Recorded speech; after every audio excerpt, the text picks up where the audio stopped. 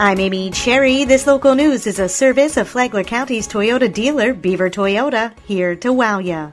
The COVID-19 vaccine continues to be in short supply in Flagler County, especially compared to demand. John Arking reports. Flagler County Emergency Management Director Jonathan Lord says the local vaccination efforts proceeding as well as can be expected, but at the end of the day, they can only administer the vaccine they have. The biggest issue we're all having is we have tens of thousands of Flagler County residents qualified, eligible, and willing to receive the vaccine, but we only get hundreds of doses each week. And even last week, we actually had 0 doses, unfortunately. But we're expecting hundreds of doses each week moving forward as long as the vaccine supply stays stable. But it's going to take us many months if that number of doses does not increase before we can get to the tens of thousands of Flagler County residents looking to get vaccines. So we are trying our best. We're managing an appointment system on behalf of the state for the time being. Fingers crossed, the state has told us they are rolling out a statewide appointment system that we will obviously be a part of. However, that does not exist yet. So local governments here, like our county government, we got involved in the appointment business to help the state out so we can get vaccines into people's arms. Officials say healthcare workers and those 65 and older who want to get on the waiting list need to do that as soon as possible, as it's already about 10,000 names long. Details on how to do that can be found on the COVID-19 page at flaglercounty.org.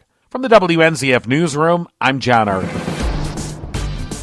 The new hospital that Advent Health Palm Coast is building in Flagler County aims to provide world-class orthopedic care. Advent Health CEO Dr. Ron Jimenez talks about our population and their needs. They're very active and relatively healthy, which is great, but that does lead to wear and tear on joints, and so that will be an emphasis of this new facility. We're going to make sure that all our operating rooms are sized appropriately so that we can do orthopedic surgery in all of them, so that sometimes is a constraint you have. The new hospital will bring hundreds of jobs to the county. Jimenez tells WNZF they'll be recruiting nationally for these positions. We get people from all over the United States. In fact, we recruit into Canada and like to go up there in the wintertime and show them pictures of the beaches. Yeah, that is a big concern. We've got a very strong team working on that to make sure that we've got all the people necessary to get the work done. The new hospital is slated to open in the latter part of next year.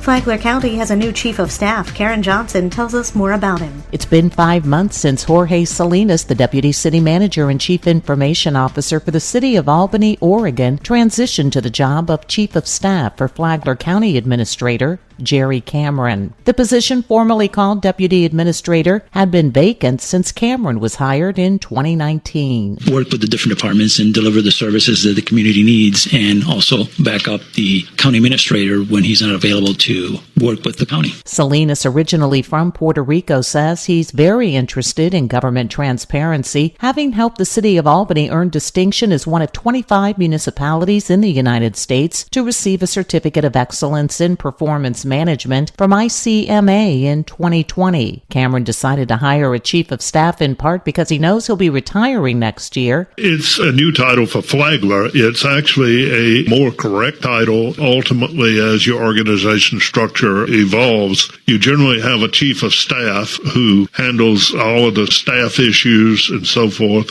And then you have a chief of operations that runs the daily operations of things. Very similar to a private sector where you have a CEO and a COO and a chief of staff. Cameron says Salinas' expertise is already evident. He's developed a number of dashboards that allow the public to go in at any time and see the budgets and also how we're doing on conserving energy. For Flagler's Morning News, I'm Karen Johnson. What is school concurrency?